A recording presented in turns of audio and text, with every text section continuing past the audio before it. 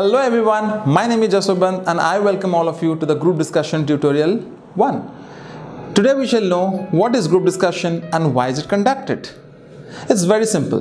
Group discussion is one of the components of a recruitment process for hiring candidates, and it has two objectives: elimination or selection. In most of the cases, it's more of an elimination than a selection, especially for positions which attract a lot of applications like freshers. Group discussion is a verbal presentation of a certain topic by the participants where they are supposed to discuss pros and cons of the given topic.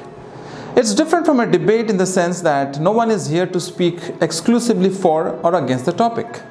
It's just that both the sides of the topic are being discussed, with everyone respecting the view of each other. The primary objective is to find out a degree of consensus and a fruitful outcome on the topic at the end of the GD.